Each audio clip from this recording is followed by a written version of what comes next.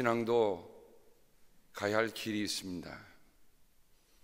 그 길을 볼 때 오늘 유대인들은 세 가지의 구체적인 경건의 훈련이 있었습니다. 지금도 이 경건의 훈련은 계속되고 있습니다. 하나님의 사람으로서 마땅히 해야 할 경건의 길, 오늘 그 세 가지가 오늘 말씀 속에 나오고 있는 것을 봅니다. 하나는 자선이요, 두 번째는 기도요, 세 번째는 금식입니다. 제일 먼저 이 순서를 보면 자선이 먼저 나오고 있습니다. 자선의 문제가 제일 먼저 나온 게 왜 그럴까? 결국 사람이라고 하는 것은 함께 살아가는 공동체를 자기 자신보다도 더 소중히 여겨야 할 것임을 얘기합니다.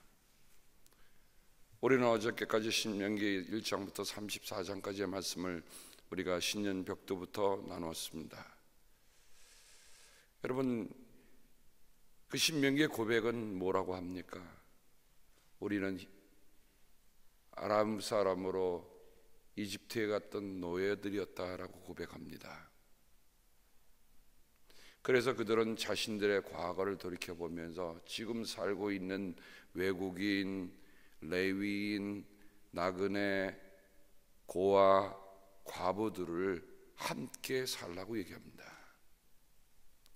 하나님의 공동체의 특성은 공동이라고 하는 특징이 있습니다. 함께 사는 겁니다. 함께 살다 보면 왜 문제가 없겠습니까?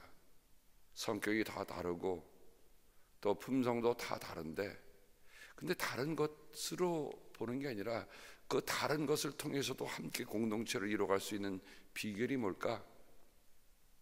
그게 자선입니다. 우리 지난번에 제자 성경공부할 때 두 번째 주제가 hospitality였습니다. 환대하는 것.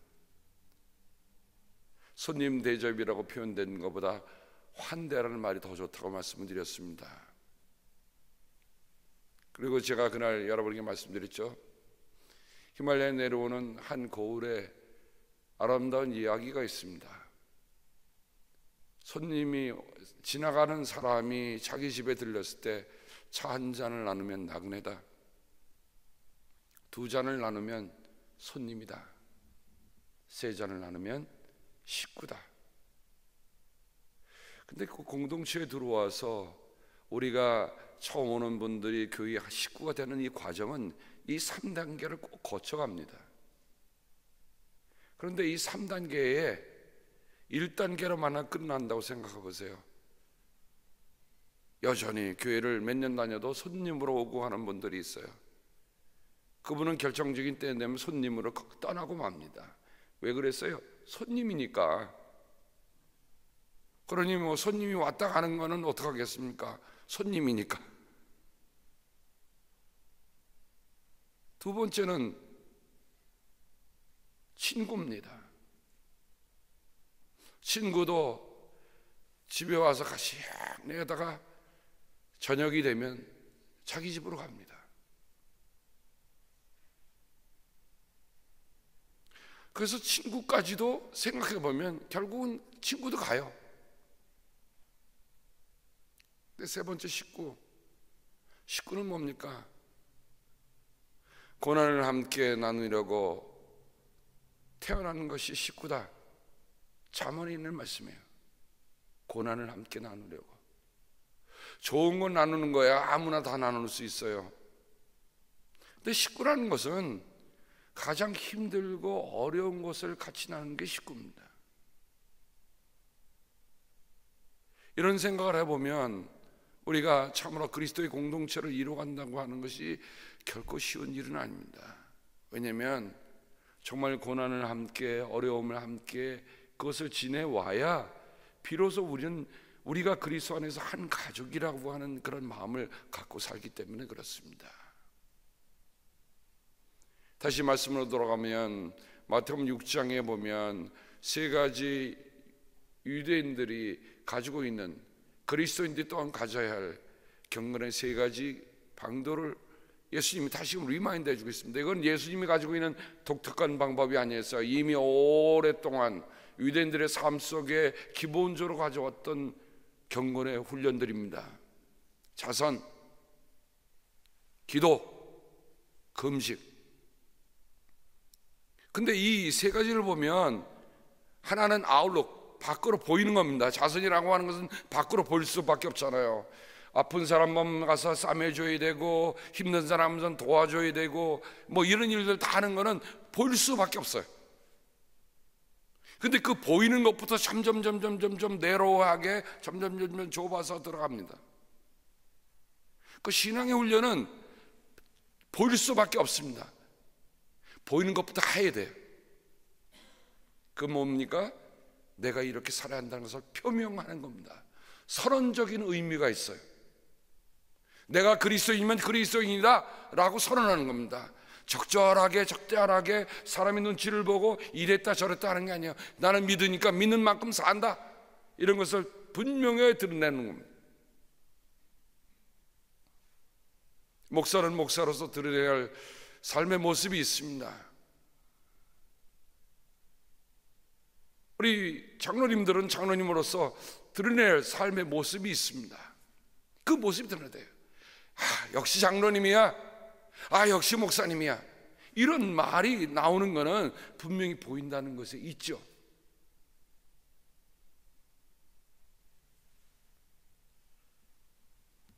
크리스천 미디어의 대표 한 분하고 통화를 한 일이 있습니다.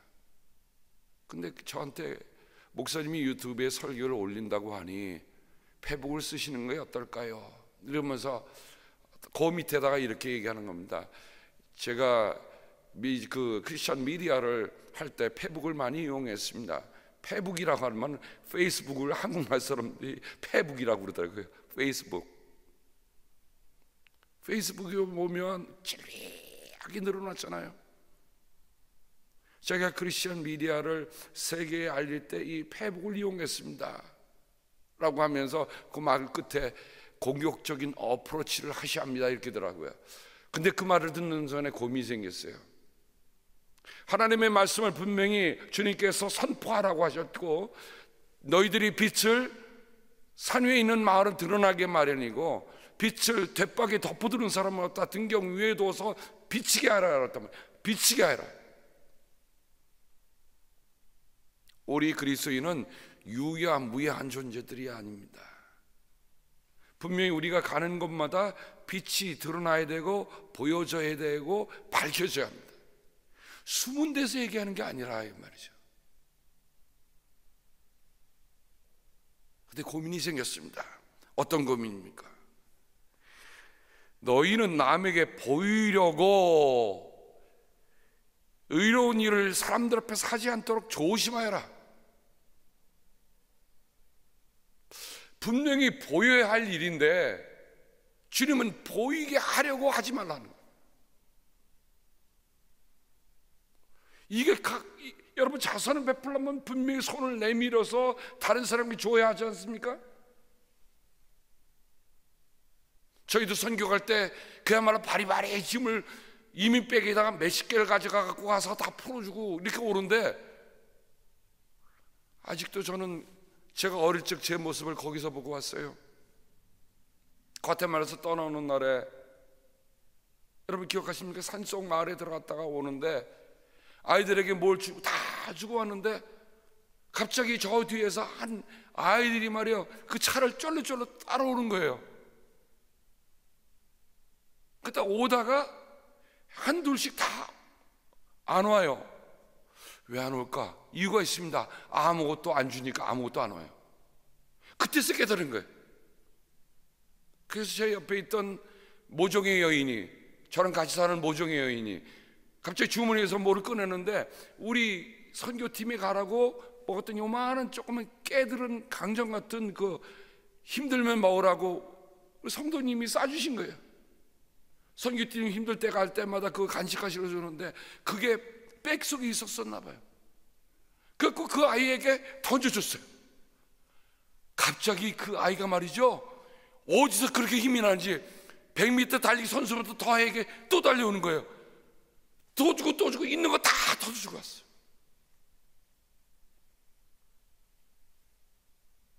그 아이는 보이는 과자 하나 때문에 그 먼지가 나는 그 차 뒤를 따라오면서도 제 어릴 적의 모습이더라고요. 어릴 적에 저도 미국 군인들이 차를 가면 초콜릿 입음이, 영어 잘했어요. 아침부터 일찍부터. 그러면 참 그 미군들이요, 정말 그때 미군들은 참 좋은 사람들이었어요. 있는 거 다 줘요. 껌도 던져주고 초콜릿도 던져주고 젤리도 던져주고. 동네에 있는 아이들이요 서로 싸우지 않았어요. 가지면 서로들 나눠서 먹고 그랬습니다. 어릴 적은요, 참 우리 한국 민족도 어려울 때도 서로 같이 나누던 그런 아름다움이 있었어요. 자, 이게 분명히 보이는 행위입니다. 보일 수밖에 없는 행위예요. 근데 예수님이 왜 보이게 하지 마려고 라는 말씀을 하셨을까? 내가 자선을 베풀 때에는 위선자들이 사람들에게 칭찬을 받으려고 회당과 거리에서 그렇게 하듯이 내 앞에 나팔 불지 마라. 우리말도 참 이게 그런 말 있죠. 나팔 불지 말라고. 근데 그게 참 성경에서 온 옛말을 다 배워갖고 쓰셨던 말이에요.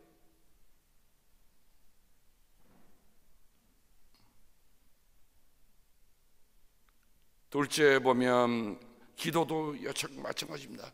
너희는 기도할 때 위선자들처럼 하지 말아라. 그들은 사람들에게 보이려고 회당과 큰 길 모퉁이에 서서 기도하기를 좋아한다.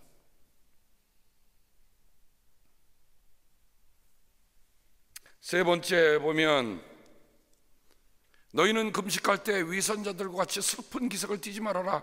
그들은 금식하는 것을 남에게 보이려고 얼굴을 흉하게 한다. 그러면 이 세 가지 갖고 있는 공통점이 뭡니까? 보이려고 하는 것은 이미 상을 다 받았다는 거죠. 문제는 주님이 그거 하는 것 자체를 잘못됐다고 하시는 것은 아닙니다. 해야죠. 자선을 베풀고 기도하고 금식하는 것은 우리도 여전히 해야 할 일입니다. 그거 잘못됐다고 말씀하신 게 아니라 보이려고, 남에게 보이려고 하지 말라라고 말씀하세요. 근데 그 말씀을 어디까지 이어가셔야 되냐면 바로 19절과 21절에 있는 말씀까지 가야 위에 있는 세 가지 신앙적인 아름다운 경건의 훈련들이 예수님이 의도하신, 예수님이 말씀하신 뜻이 뭔가 하는 것을 여기에서 비로소 볼 수 있습니다. 21절, 너희의 보물이 있는 곳에 너희 마음도 있을 것이다. 하늘의 보물을 쌓아둬라. 여러분, 하나님의 나라가 눈에 보입니까? 보이지 않습니다. 우리의 눈에 보이는 일은 누구나 할 수 있어요. 여러분이 손님이 오면 여러분 그 손님을 위해서 최선의 대접을 하잖아요. 그건 보이기 때문에 그래요. 그리고 그분들과의 맺었던 그런 아름다운 그런 정말 친분의 관계들이 다시금 회복되는 거 아닙니까? 그건 참 좋은 일이에요. 그런데 오늘 예수님이 말씀하신 의도가 뭘까? 우리가 보이는 것에 삶을 많이 투자하고 보이는 것을 위해서는 다 하는데 보이지 않는 것에 대해서는 너희들이 어떻게 하느냐 하는 말씀이에요.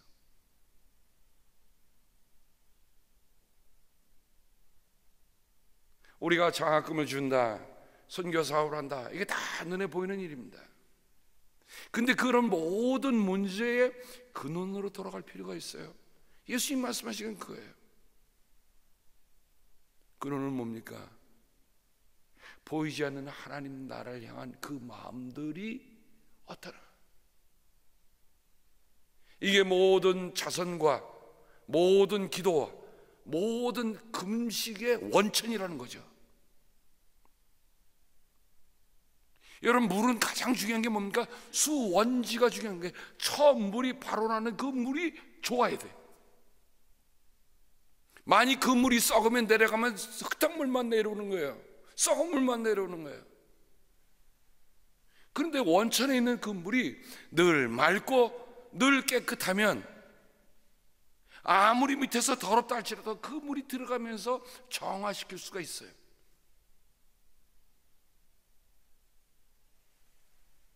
그럼 우리의 마음을 한번 보십시다. 너희 보물이 있는 곳에 내 마음이 있다라고 얘기하셨는데, 또 우리 주님은 뭐라 하십니까? 너희들이 재물과 하나님을 겸하여 섬길 수 없다. 재물이라는 말은 메몬이라는 말인데, 메몬이라는 것이 돈의 신이라고 얘기하는 겁니다. 신격화가 됐어요. 언제? 우리도 모르게 돈이 신이 된 거예요. 예수님 당시에도 뿐만 아니라 지금도 마찬가지잖아요. 돈신.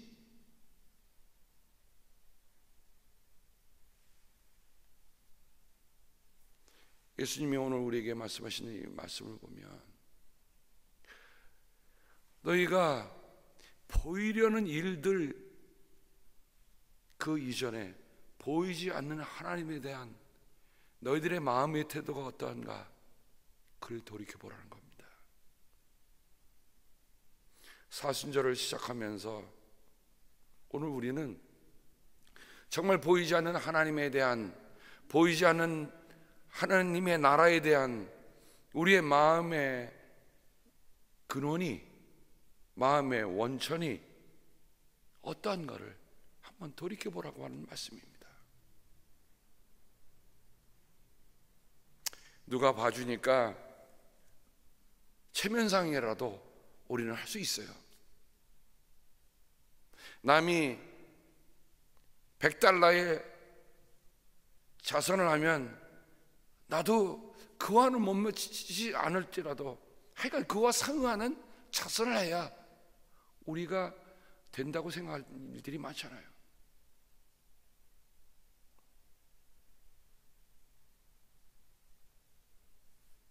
한번 우리의 마음을 돌아보십시다.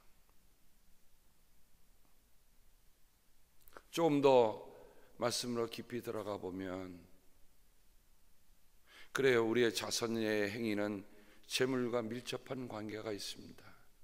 그렇죠? 내가 가진 것을 남에게 나눠줘야 하는 일이 재물과 같은 게 있는데, 예수님이 원하시는 것은 너희 재물이 있는 곳에 내 마음이 있다라고 하셨어요. 목회자로서의 고민은 늘 그렇습니다. 성도들이 바른 신앙생활하는 거예요. 다른 거 아닙니다. 바른 신앙생활하는 거예요.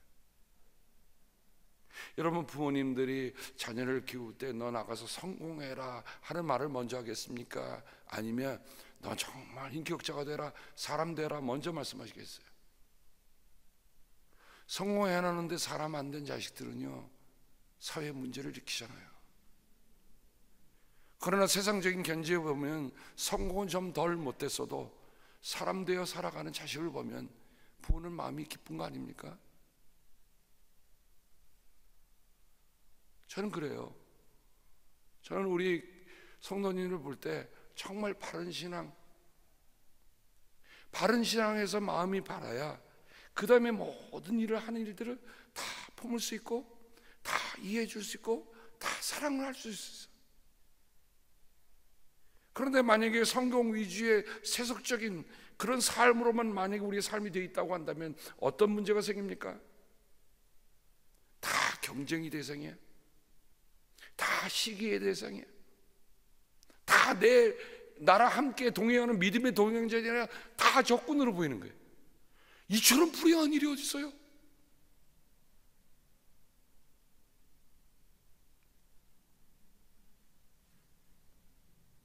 그러니 예수님이 오늘 우리에게 뭐를 달라고 하신 겁니까? 보물을 달라고 하는 게 아니에요. 내 마음을 달라는 거예요. 내가 원하는 건 너희의 재물이 아니다. 너희들의 마음이다. 구약 성경에도 우리 주님이 분명히 말씀하셨듯이 그 마음을 달라는 거예요.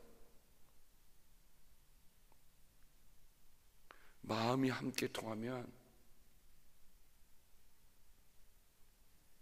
1불짜리 타코를 같이 먹어도 세상이 천하 맛있고 꿀맛이 없어. 마음이 통하지 않으면 100불짜리 디너를 먹고도 뒤돌아오면 씁쓸하고 채. 여러분, 우리가 살면서 한 번은 다 그런 경험을 했을 거예요. 저도 속이 그렇게 넓지는 못한가 봐요. 정말 불편한 자리에서 밥을 먹고 나면, 근데 꼭 불편한 자리가 몇 번씩은 있는데 꼭 불편한 자리에서 밥을 먹고 나면 그 다음에 분명히 체합니다.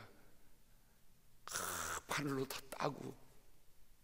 그런데 아무리 소위 말하는 짱구푸시라도 정말 마음 통한 사람과 먹으면 왜 이렇게 맛있어요? 뭐 때문에 그렇습니까? 마음이에요, 마음.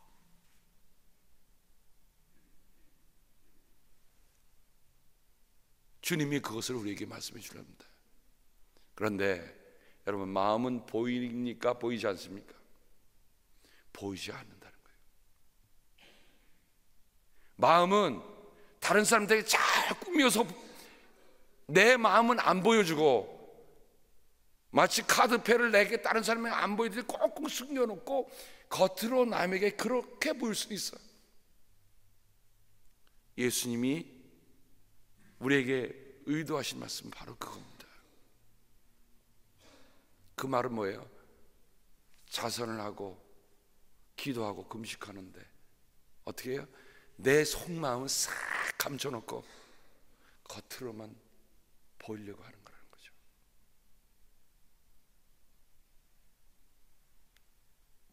이번 사순절에는 우리가 이런 훈련을 합시다. 하나님, 내 속에 있는 마음, 내 겉으로 살아가는 것과 같습니다. 앞에서 말하는 것, 뒤에서 생각하는 것 같습니다. 이 훈련 해보자고요. 저도 조금 이런 면에서는 자유로우고 싶어요. 뭐냐면, 근데 이 목사라는 이 위치가 참 여러분 얼마나 힘든지 어느 목사님 그러더라고요. 목사를 힘들게 하는 사람을 위해서는 이렇게 기도하라고 하더라고요. 제가 그 얘기 듣고 깜짝 놀랐어요. 아버지, 저 사람을 제발 목사가 되게 해 주십시오. 목사를 아주 힘들게 하는 사람은 다른 방도가 없대요. 그저 아버지, 저를 목사가 되게 해 주십시오. 목사가 되면 그때에서 목사 심령을 안다는 거죠. 그래서 저는 제가 기도하는 분 중에 목사가 되어야 할 분들이 몇 분이 계시더라고요. 생각해 보니까 그렇게 기도해야겠구나. 아버지, 저분을 목사로 만들어 주시옵소서. 여러분이 하나도 안 웃으세요. 근데 그거는 왜냐면 여러분이 저한테 다 좋게 해주셔서 여러분은 아무런 상관이 없으니까 그냥 편하게 넘어가시는데,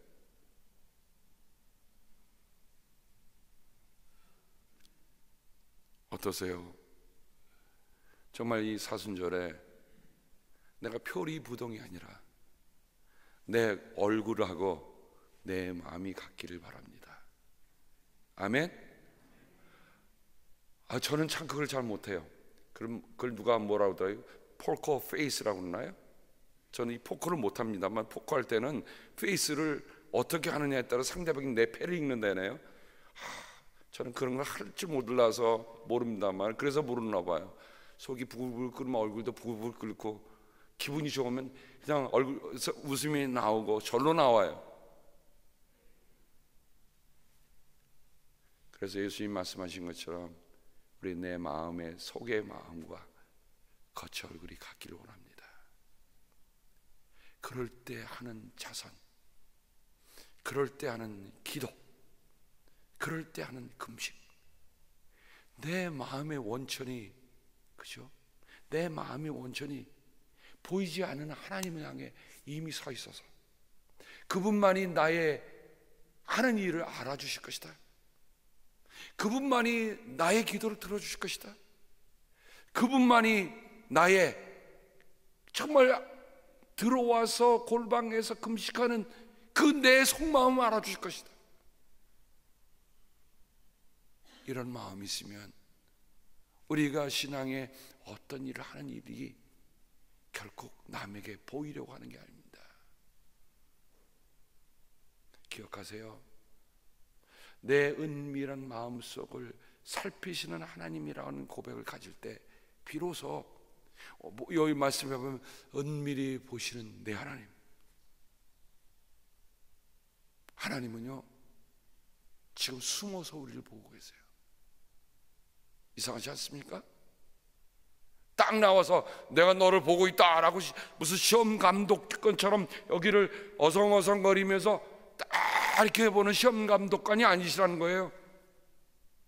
경기장에서 막 선수들에게 그냥 열이 나갖고 막 하는 그런 감독관으로 보신다는 게 아닙니다. 어떻게 해요? 하나님은 은밀한 곳에 숨어서 계신다.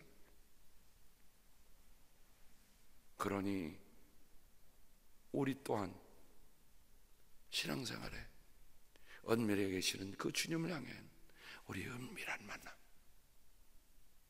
내 속을 원하시는 하나님, 내 마음을 원하시는 하나님, 이렇게 사순절을 시작해 보기를 바랍니다. 어제 말씀을 준비하면서 그런 마음이 들었어요. 하나님, 이번 사순절 동안에는 우리 복음을 위주로 해서 예수님이 말씀하신 말씀들을 한번 좀 깊이 좀 나누고자 합니다.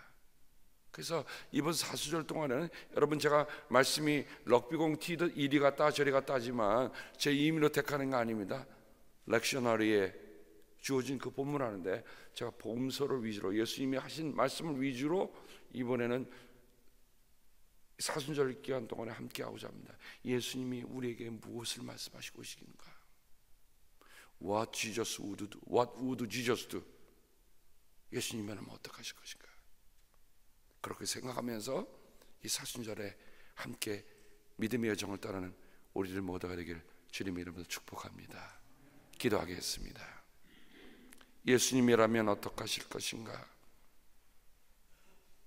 그래요, 누구나 다 겉으로 보이는 신앙생활은 하지만 내 속사람의 신앙생활은 어떤가? 라는 것을 깊이 돌아보게 하는 말씀입니다. 아버지, 보이려고 하는 의도가 아니라 숨어서 보시는 하나님을 깊이 만나는 곳에서 비롯되는, 맑은 샘은 보이지 않는 곳에서 솟아나듯 하나님, 흐르는 강물에 우리의 눈을 두는 것이 아니라 보이지 않는 그곳에서 솟아나는 그 깊은 샘에 대한 갈구함들이 우리에게 있도록 주여 도와 주시옵소서. 그래서 언제나 새롭게 하시고 언제나 맑게 하시고 언제나 살리는 물이 되게 아버지여 도와 주시기를 기도하고 원합니다. 하나님, 이제 사순절 오늘 저녁에는 또 우리 미국 교회와 함께 더불어 우리 애쉬 웬스데이 제의 수요일 예배를 함께 해드립니다. 온 성도들이 함께 나와 1년에 몇 차례 되지 않지만 우리 함께 지내는 우리 미국 성도들과 함께 마음과 마음이 만나는 시간이 되기를 기도하고 원합니다. 몇 년이 지나도 그저 나그네로 끝나지 않게 하시고 친구로 끝나지 않게 하시고 우리가 그리스도 안에서 한 가족임을 나누는 그런 연합 예배가 되게 도와 주옵소서. 감사하고 사순절의 여정을 새롭게 시작합니다. 우리에게 이렇게 새로움의 기회를 주셨는데 그 기회를 소중하게 여기며 주님을 더 깊이 만나는 은혜의 시간들 되게 아버지 인도하여 주옵소서. 아버지 하나님, 저희들은 부족합니다. 연약합니다. 하오니 주님의 은혜로 저희를 붙잡아 주셔서 주님과 함께 동행하는 것을 우리 자신이 알게 하시고 세상이 알게 해 주여 축복하여 주시옵소서. 감사하고 우리 구주 예수 그리스도의 은혜와 하늘 아버지의 사랑하심과 성령님이 사귐이 함께 하셨기를 간절히 축원하옵나이다. 아멘. 오늘 저녁에 7시에 우리 미국 교회하고 함께 연합 예배가 있습니다.